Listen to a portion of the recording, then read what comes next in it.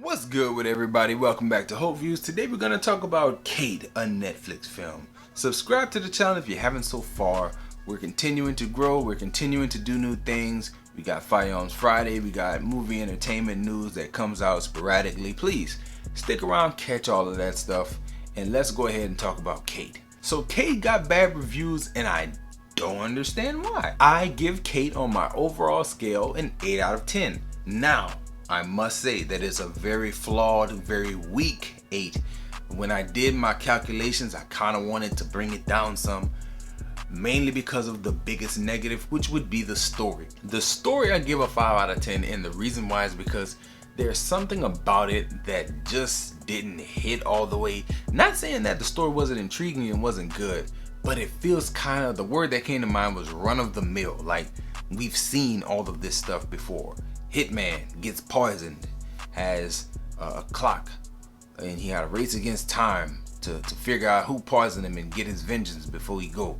Like, I feel like we've seen that a few times in a few different places. Mainly, Crank was the first thing that came to mind, although it's not very much like Crank. It's very different from Crank. Being a female-led action film, I thought instantly of Gunpowder Milkshake, Atomic Blonde, stuff like that. Gunpowder Milkshake, the assassin there befriends a small child, and they are with them for the duration of the film. Same thing happens here. Very, very different circumstances, but same setup, kinda, to a certain extent.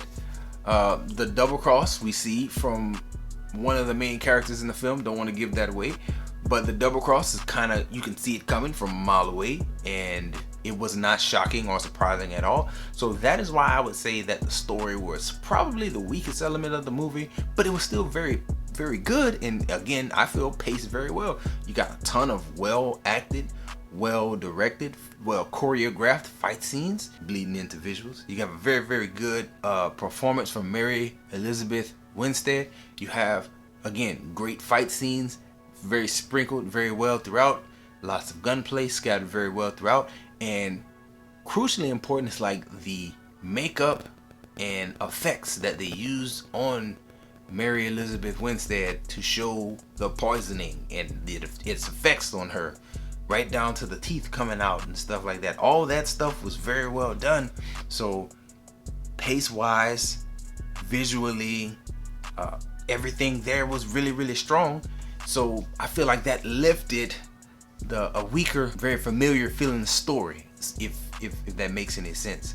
Because of the action and because of the way things played out, it lends itself to high entertainment value scores as well as high rewatchability.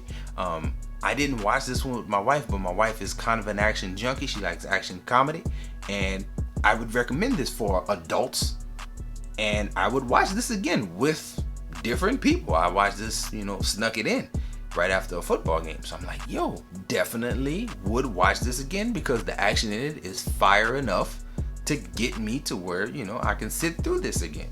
It wouldn't be a boring watching it a second time. Other reviewers seem like, they were kind of harsher on it than I am. Maybe they weren't impressed with the gunplay and the kung fu. Maybe they were not impressed with the performance from Mary Winstead.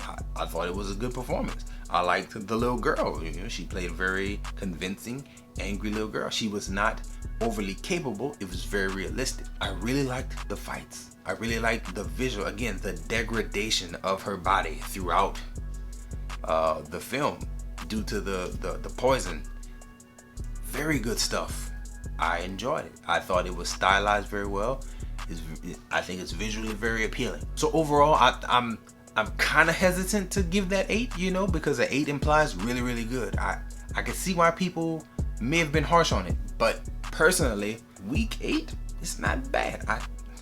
I kind of agree with my own scores here. Like, story was the weakest part, but it still wasn't that bad.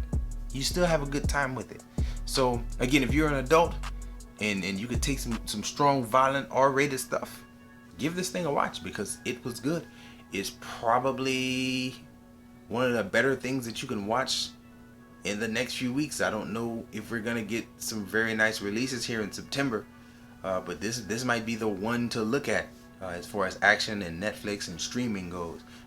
don't remember the whole lineup of what's going to theaters and what's coming out, but Kate is definitely a good one. It's one that I was looking forward to, so check it out if you're in the mood to see some good action, because I feel like it's a very good action film. That's all I had for you all today. Enjoy yourself, guard your heart, and please subscribe. Come back and check out more videos.